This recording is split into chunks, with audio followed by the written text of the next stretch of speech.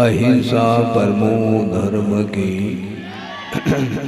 महावीर भगवान की प्रातः स्मरणी परम पूजाचार्य गुरुवत श्री विद्यासागर जी मुनि महाराज की।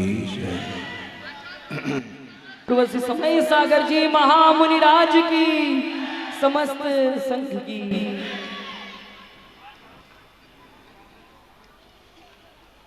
वर्षा योग के निष्ठापन के पश्चात जबलपुर में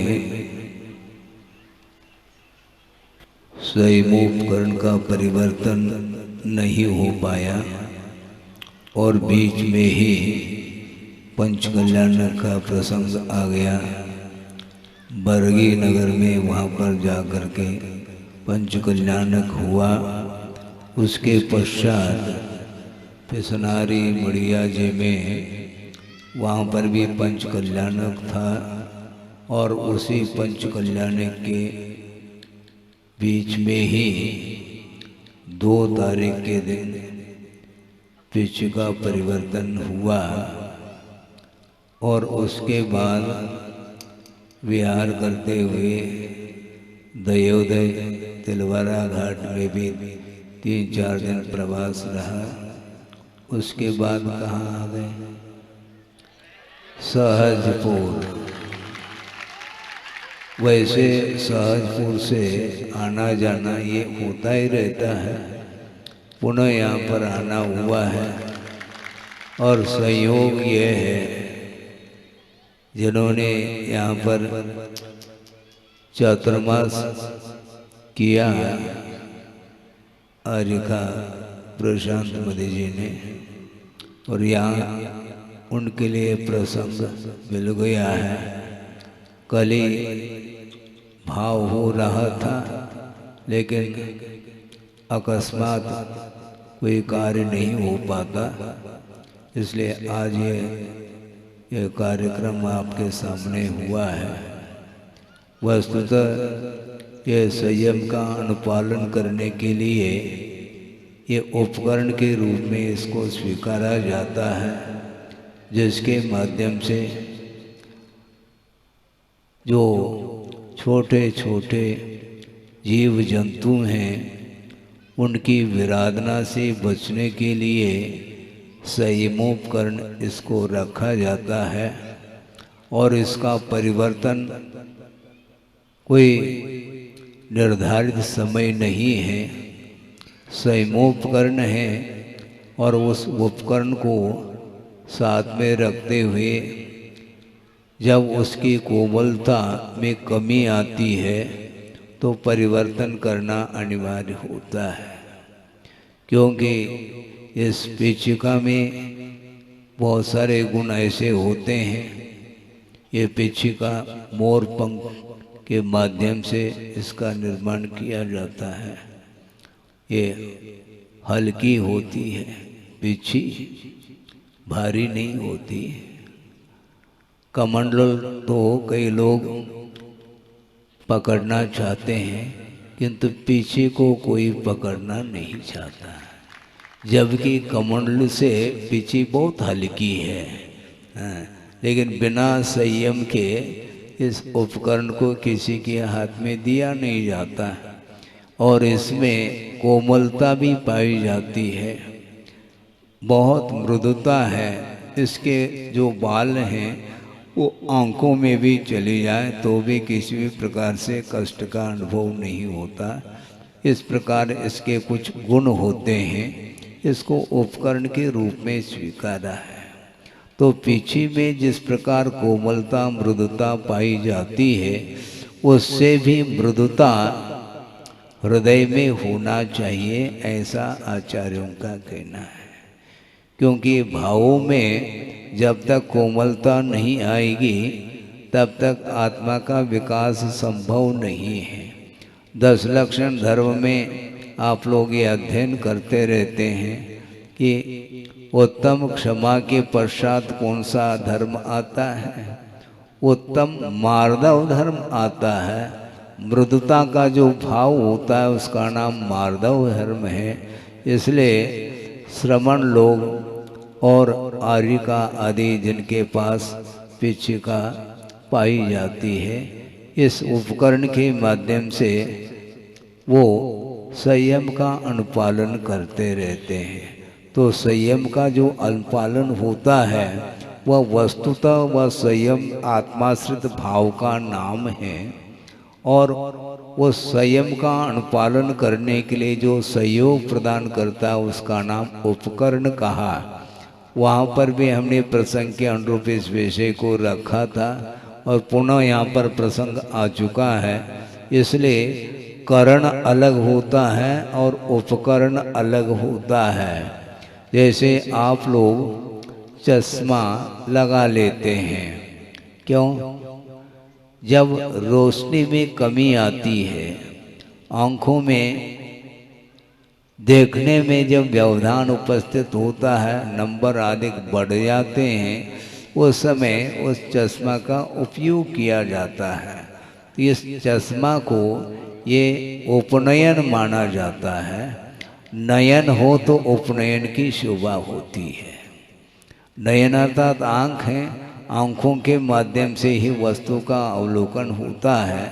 उसमें यदि कोई कमी आती है तो वह सहयोग प्रदान करने वाला उपनयन माना जाता है। नयन के समीप रहता है जिसका नाम उपनयन है। उसी प्रकार संयम का अनुपालन करना ये आत्माश्रित एक धर्म है। उसके अनुपालन करने में जब समिति अर्थात प्रवृत्ति में आ जाता है, श्रवणादिक आ जाते हैं, वो समय ये समितियों की पालन करने में इसका उपयोग होता है। उपकरण हैं, कौन कौन से उपकरण हैं? शास्त्र है, कमंडलू हैं, आदि आदि, इनको रखा जाता है और उठाया जाता है, जिसको आदान निक्षेपण समिति बोलते हैं। और प्रतिष्ठापन समिति, उसमें भी यह पिछिका उपयोग में आती है। इस प्रकार ये जब प्रवृत्ति में आ जाता है श्रवण, उस समय प्रवृत्ति करते समय प्रमाद न हो, इसलिए प्रमाद से बचने के लिए अप्रमत्त होकर के यत्नाचार पूर्वक जब प्रवृत्ति करता है, तब वह अहिंसा धर्म का अच्छे ढंग से पालन करता है। अहिंसा हिंसा का अभाव होता है।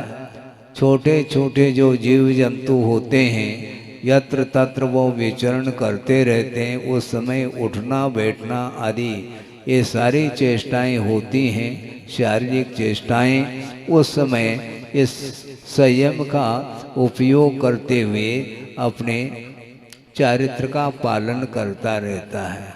मूल में संयम का अर्थ सावधानी, पहले भी प्रसंग के अनुरूप ये कहा गया है। चारित्र और संयम में थोड़ा सा अंतर है।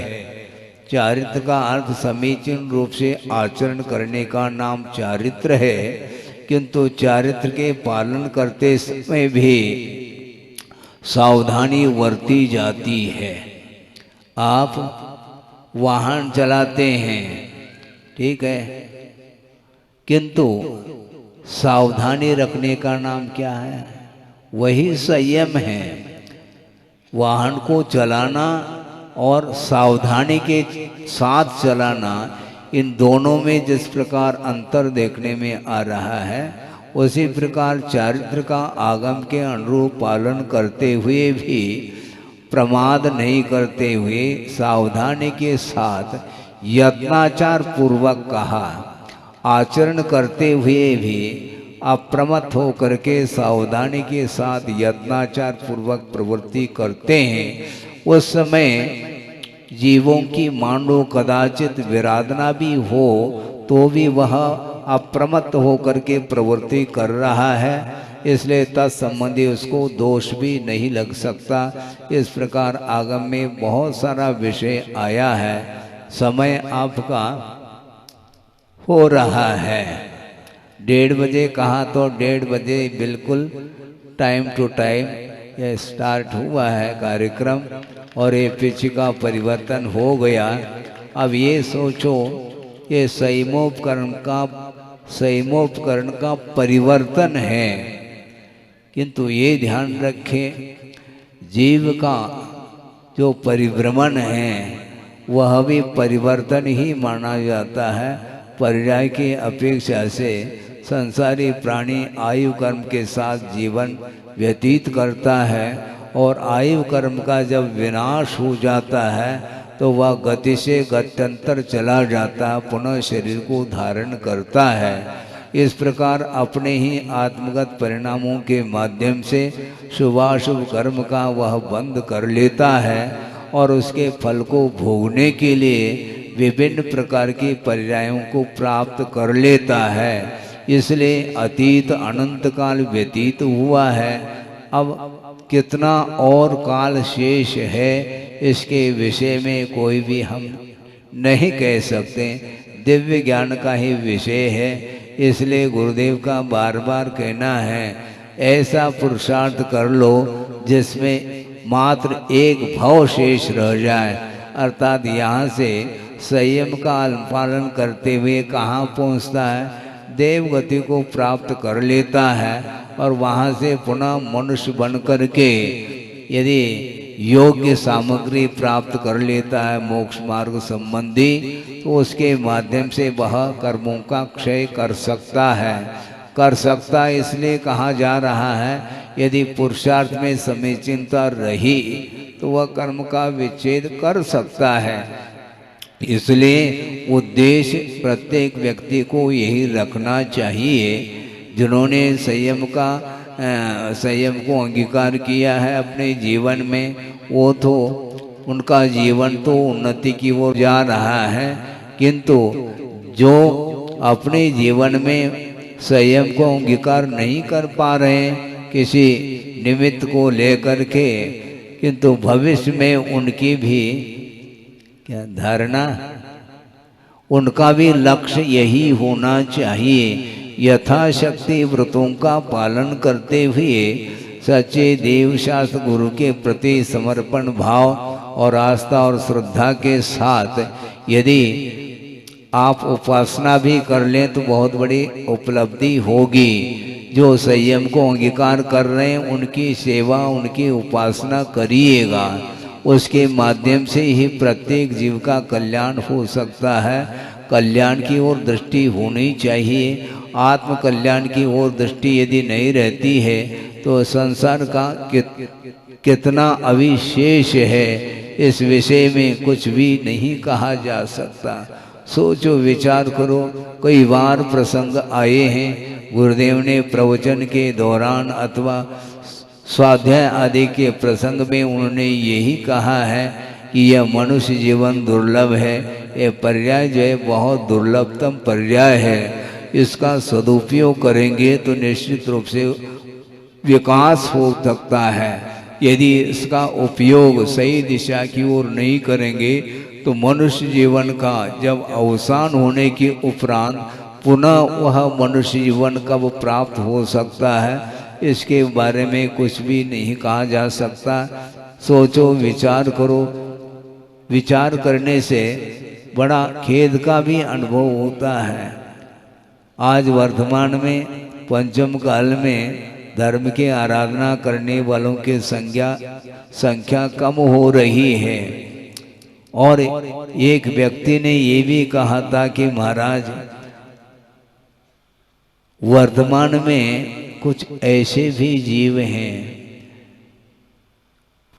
जिनको देखने से ऐसा लगता है कि वस्तुतः तो यहाँ पर नारकी दृश्य तो देखने को नहीं मिल रहा है, किंतु जहाँ पर स्लॉटर हाउस है, कत्ल खाने खुले हैं, वहाँ पर पशुओं का वध देखने में आता है।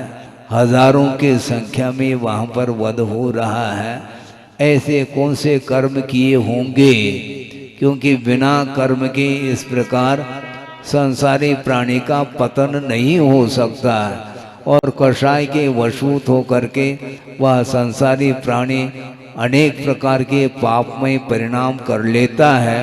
उसके माध्यम से उसको फल भोगने के लिए जाना पड़ता है। भविष्य में कहाँ जाएंगे आर ध्यान रौद्र ध्यान के माध्यम से अवसान होता है तो अधोगति का भी पात्र बनता है। इसलिए ये सारा सारा जो फल देखने में आ रहा है ये पाप का ही फल माना जाता है। इसलिए पुण्यार्जन करने के लिए ये पर्याय मिली है, जीवन मिला है। इसलिए शांति के साथ प्रभु की और गुरु की आराधना करने के लिए समय निकालना चाहिए। 10-1 मिनट तो पूजन अर्चन करके 24 घंटा दुकान में रहते हैं आप लोग हैं, और हमारे लिए समय नहीं। हमारा समय तो सांसारिक कार्य के लिए तो समय पर्याप्त है, किंतु प्रभु की आराधना उनकी अर्चना करने के लिए समय निकालना पड़ता है। विषय तो प्रत्येक व्यक्ति के लिए अच्छे लगते हैं, किंतु धर्म के क्षेत्र में, धार्मिक क्षेत्र में वह प्रमाद कर जाता है और उसका मन नहीं लगता। मन क्यों नहीं लगता? वीतरागता में मन बहुत कम लगता है, और राग का वातावरण यदि मान लो हो जाए तो उस समय वह घंटों व्यतीत करता है। व्यक्ताओं में तो घंटों व्यतीत कर लेता है, किंतु सत्कथा के समय पर उसको नींद आती है। क्यों ऐसा? क्यों? रुचि नहीं है। रुचि जागृत करिए। यहाँ पर 4 महीने तक आप लोगों ने धर्म लाभ लिया है, स्वाध्याय आदि किए हैं, कराए गए हैं, और उसके माध्यम से परिणाम आपके पवित्र हुए होंगे। इसी प्रकार निरंतर आपके भिन्न भिन्न प्रसंगों में आयोजनों के माध्यम से भी धर्म का लाभ लिया जा सकता है। ये आपका पुरुषार्थ है। जिस प्रकार आप धार्मिक अपने लौकिक क्षेत्र में पुरुषार्थ के माध्यम से वित्त का उपार्जन करते हैं, उसी प्रकार धार्मिक क्षेत्र में भी पुण्यार्जन करने के लिए अवसर प्राप्त है। समय समय पर अध्ययन अर्थात स्वाध्याय आदि के माध्यम से अपने परिवार में भी उस प्रकार का वातावरण निर्मित करना चाहिए, जिसके माध्यम से जो छोटे छोटे बालक बालिकाएं हैं उनके ऊपर भी धार्मिक संस्कार पड़ सके, और उसके माध्यम से आप लोगों का भी और पूरे परिवार का भी एक कल्याण का अवसर प्राप्त हो सकता है। इसलिए ज़्यादा समय नहीं है, इतना ही पर्याप्त समझता हूँ कि जो भावना थी उस भावना की पूर्ति हो गई है। इसलिए आगे ज़्यादा नहीं कहते हुए समय समय पर आप सच्चे देवगुरु शास्त्र की आराधना करते हुए अपने जीवन को निर्मलतम बनाने का पुरुषार्थ करें। यही वक्तव्य का सार है। अहिंसा परमो धर्म की जय। बोधि समाधि परिणाम शुद्धि स्वात्मोपलब्धि शिव शोक सिद्धि चिंतामणिम चिंतित वस्तुदाने त्वां वंदमानस्य ममास्तु देवी। परम पूजाचार्य गुरुवर श्री विद्यासागर जी मुनि महाराज।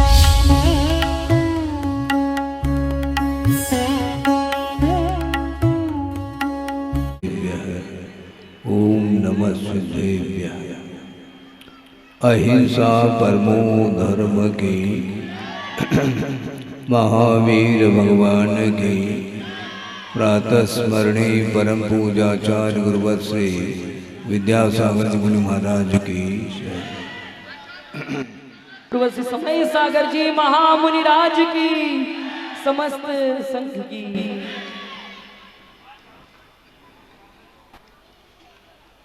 वर्षा योग के निष्ठापन के पश्चात जबलपुर में स्वयंभूकरण का परिवर्तन नहीं हो पाया, और बीच में ही पंचकल्याण का प्रसंग आ गया। बरगी नगर में वहाँ पर जाकर के पंचकल्याणक हुआ। उसके पश्चात पिसनारी मड़िया जी में वहाँ पर भी पंचकल्याणक था, और उसी पंचकल्याणक के बीच में ही 2 तारीख के दिन पिच का परिवर्तन हुआ, और उसके बाद विहार करते हुए दयोदय तिलवारा घाट में भी 3-4 दिन प्रवास रहा। उसके बाद कहाँ आ गए? सहजपुर। वैसे सहजपुर से आना जाना ये होता ही रहता है, पुनः यहाँ पर आना हुआ है। और संयोग ये है, जिन्होंने यहाँ पर चातुर्मास किया आर्यका प्रशांत मदे जी ने, और यहाँ उनके लिए प्रसंग मिल गया है। कल ही भाव हो रहा था, लेकिन अकस्मात कोई कार्य नहीं हो पाता, इसलिए आज ये कार्यक्रम आपके सामने हुआ है। वस्तुतः ये संयम का अनुपालन करने के लिए ये उपकरण के रूप में इसको स्वीकारा जाता है, जिसके माध्यम से जो छोटे छोटे जीव जंतु हैं उनकी विराधना से बचने के लिए संयमोपकरण इसको रखा जाता है। और इसका परिवर्तन कोई निर्धारित समय नहीं है, संयमोपकरण है। और उस उपकरण को साथ में रखते हुए जब उसकी कोमलता में कमी आती है तो परिवर्तन करना अनिवार्य होता है, क्योंकि इस पेचिका में बहुत सारे गुण ऐसे होते हैं। ये पेचिका मोर पंख के माध्यम से इसका निर्माण किया जाता है। ये हल्की होती है, पिछी भारी नहीं होती। कमंडल तो कई लोग पकड़ना चाहते हैं, किंतु पीछे को कोई पकड़ना नहीं चाहता, जबकि कमंडल से पीछी बहुत हल्की है। लेकिन बिना संयम के इस उपकरण को किसी के हाथ में दिया नहीं जाता, और इसमें कोमलता भी पाई जाती है, बहुत मृदुता है। इसके जो बाल हैं वो आंखों में भी चली जाए तो भी किसी भी प्रकार से कष्ट का अनुभव नहीं होता। इस प्रकार इसके कुछ गुण होते हैं, इसको उपकरण के रूप में स्वीकारा है। तो पीछे में जिस प्रकार कोमलता मृदुता पाई जाती है, उससे भी मृदुता हृदय में होना चाहिए, ऐसा आचार्यों का कहना है। क्योंकि भावों में जब तक कोमलता नहीं आएगी तब तक आत्मा का विकास संभव नहीं है। 10 लक्षण धर्म में आप लोग ये अध्ययन करते रहते हैं कि उत्तम क्षमा के पश्चात कौन सा धर्म आता है? उत्तम मार्दव धर्म आता है। मृदुता का जो भाव होता है उसका नाम मार्दव धर्म है। इसलिए श्रमण लोग और आर्यिका आदि जिनके पास पिछिका पाई जाती है, इस उपकरण के माध्यम से वो संयम का अनुपालन करते रहते हैं। तो संयम का जो अनुपालन होता है वह वस्तुतः वह संयम आत्माश्रित भाव का नाम है। और वो संयम का अनुपालन करने के लिए जो सहयोग प्रदान करता है उसका नाम उपकरण कहा।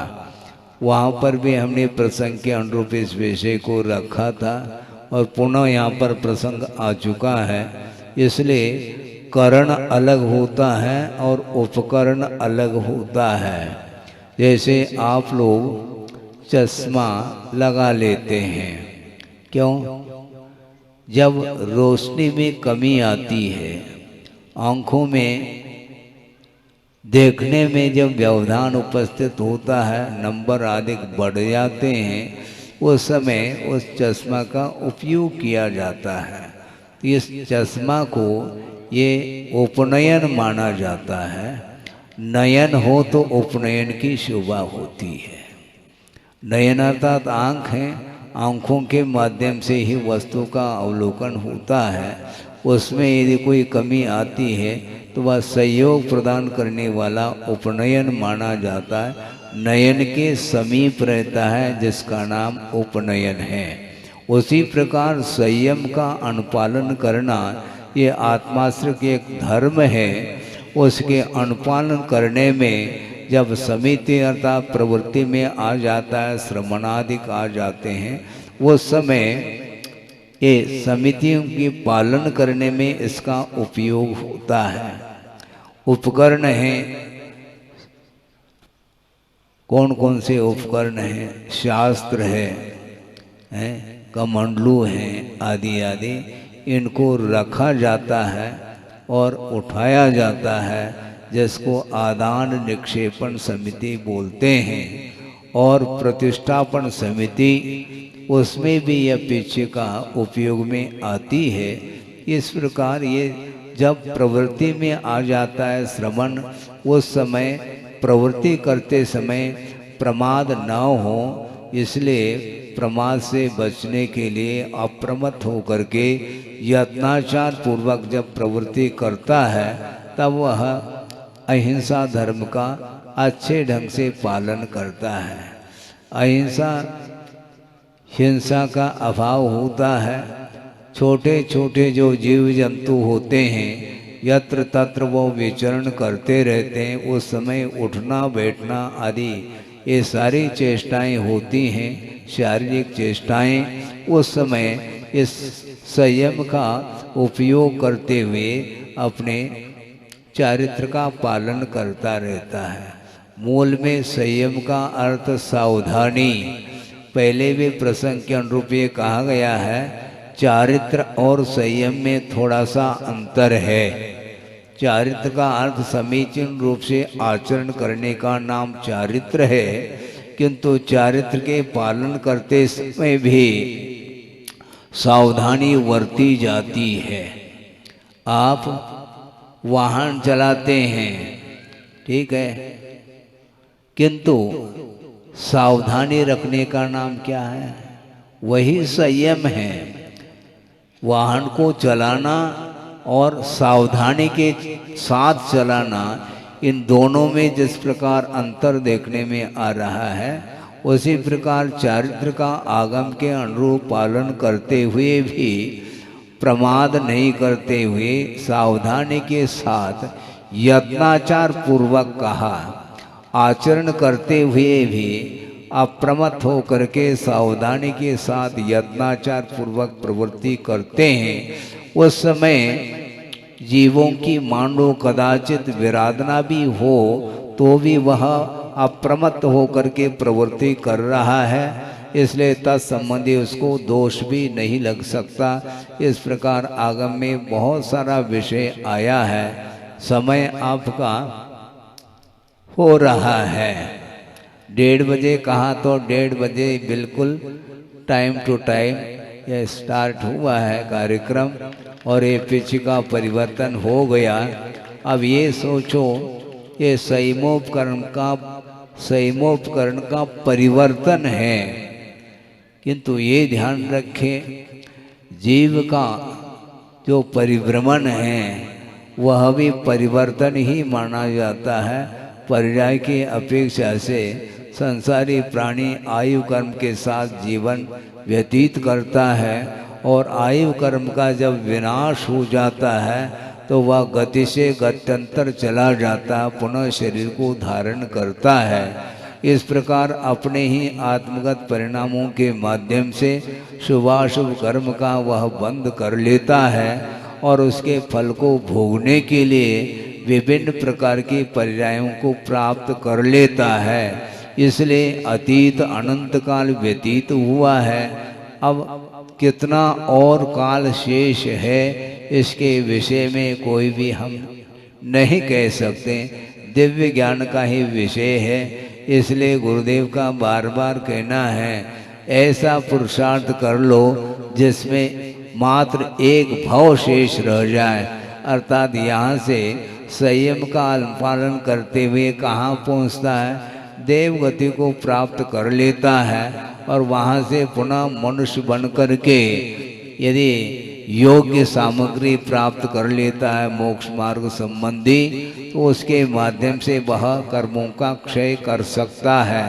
कर सकता है इसलिए कहा जा रहा है, यदि पुरुषार्थ में समीचीनता रही तो वह कर्म का विच्छेद कर सकता है। इसलिए उद्देश्य प्रत्येक व्यक्ति को यही रखना चाहिए। जिन्होंने संयम को अंगीकार किया है अपने जीवन में, वो तो उनका जीवन तो उन्नति की ओर जा रहा है, किंतु जो अपने जीवन में संयम को अंगीकार नहीं कर पा रहे किसी निमित्त को लेकर के, किंतु भविष्य में उनकी भी क्या धारणा, उनका भी लक्ष्य यही होना चाहिए, यथाशक्ति व्रतों का पालन करते हुए सच्चे देव शास्त्र गुरु के प्रति समर्पण भाव और आस्था और श्रद्धा के साथ यदि आप उपासना भी कर लें तो बहुत बड़ी उपलब्धि होगी। जो संयम को अंगीकार कर रहे हैं उनकी सेवा, उनकी उपासना करिएगा, उसके माध्यम से ही प्रत्येक जीव का कल्याण हो सकता है। कल्याण की ओर दृष्टि होनी चाहिए। आत्म कल्याण की ओर दृष्टि यदि नहीं रहती है तो संसार का कितना अविशेष है, इस विषय में कुछ भी नहीं कहा जा सकता। सोचो, विचार करो। कई बार प्रसंग आए हैं, गुरुदेव ने प्रवचन के दौरान अथवा स्वाध्याय आदि के प्रसंग में उन्होंने यही कहा है कि यह मनुष्य जीवन दुर्लभ है, यह पर्याय जो है बहुत दुर्लभतम पर्याय है। इसका सदुपयोग करेंगे तो निश्चित रूप से विकास हो सकता है। यदि इसका उपयोग सही दिशा की ओर नहीं करेंगे तो मनुष्य जीवन का जब अवसान होने के उपरांत पुनः वह मनुष्य जीवन कब प्राप्त हो सकता है, इसके बारे में कुछ भी नहीं कहा जा सकता। सोचो, विचार करो। विचार करने से बड़ा खेद का भी अनुभव होता है। आज वर्तमान में पंचम काल में धर्म की आराधना करने वालों की संख्या कम हो रही है। और एक व्यक्ति ने ये भी कहा था कि महाराज, वर्तमान में कुछ ऐसे भी जीव हैं जिनको देखने से ऐसा लगता है कि वस्तुतः तो यहाँ पर नारकी दृश्य तो देखने को नहीं मिल रहा है, किंतु जहाँ पर स्लॉटर हाउस है, कत्ल खाने खुले हैं, वहाँ पर पशुओं का वध देखने में आता है। हजारों की संख्या में वहाँ पर वध हो रहा है। ऐसे कौन से कर्म किए होंगे, क्योंकि बिना कर्म के इस प्रकार संसारी प्राणी का पतन नहीं हो सकता। और कषाय के वशूत होकर के वह संसारी प्राणी अनेक प्रकार के पापमय परिणाम कर लेता है। उसके माध्यम से उसको फल भोगने के लिए जाना पड़ता है। भविष्य में कहाँ जाएंगे, आर ध्यान रौद्र ध्यान के माध्यम से अवसान होता है तो अधोगति का भी पात्र बनता है। इसलिए ये सारा जो फल देखने में आ रहा है, ये पाप का ही फल माना जाता है। इसलिए पुण्यार्जन करने के लिए ये पर्याय मिली है, जीवन मिला है। इसलिए शांति के साथ प्रभु की और गुरु की आराधना करने के लिए समय निकालना चाहिए। 10-1 मिनट तो पूजन अर्चन करके 24 घंटा दुकान में रहते हैं आप लोग हैं, और हमारे लिए समय नहीं। हमारा समय तो सांसारिक कार्य के लिए तो समय पर्याप्त है, किंतु प्रभु की आराधना, उनकी अर्चना करने के लिए समय निकालना पड़ता है। विषय तो प्रत्येक व्यक्ति के लिए अच्छे लगते हैं, किंतु धर्म के क्षेत्र में, धार्मिक क्षेत्र में वह प्रमाद कर जाता है और उसका मन नहीं लगता। मन क्यों नहीं लगता? वीतरागता में मन बहुत कम लगता है और राग का वातावरण यदि मान लो हो जाए तो उस समय वह घंटों व्यतीत करता है। व्यक्ताओं में तो घंटों व्यतीत कर लेता है, किंतु सतकथा के समय पर उसको नींद आती है। क्यों ऐसा? क्यों? रुचि नहीं है। रुचि जागृत करिए। यहाँ पर 4 महीने तक आप लोगों ने धर्म लाभ लिया है, स्वाध्याय आदि किए हैं, कराए गए हैं, और उसके माध्यम से परिणाम आपके पवित्र हुए होंगे। इसी प्रकार निरंतर आपके भिन्न भिन्न प्रसंगों में आयोजनों के माध्यम से भी धर्म का लाभ लिया जा सकता है। ये आपका पुरुषार्थ है। जिस प्रकार आप धार्मिक अपने लौकिक क्षेत्र में पुरुषार्थ के माध्यम से वित्त का उपार्जन करते हैं, उसी प्रकार धार्मिक क्षेत्र में भी पुण्यार्जन करने के लिए अवसर प्राप्त है। समय समय पर अध्ययन अर्थात स्वाध्याय आदि के माध्यम से अपने परिवार में भी उस प्रकार का वातावरण निर्मित करना चाहिए, जिसके माध्यम से जो छोटे छोटे बालक बालिकाएं हैं उनके ऊपर भी धार्मिक संस्कार पड़ सके, और उसके माध्यम से आप लोगों का भी और पूरे परिवार का भी एक कल्याण का अवसर प्राप्त हो सकता है। इसलिए ज़्यादा समय नहीं है, इतना ही पर्याप्त समझता हूँ कि जो भावना थी उस भावना की पूर्ति हो गई है। इसलिए आगे ज़्यादा नहीं कहते हुए समय समय पर आप सच्चे देवगुरु शास्त्र की आराधना करते हुए अपने जीवन को निर्मलतम बनाने का पुरुषार्थ करें। यही वक्तव्य का सार है। अहिंसा परमो धर्म की जय।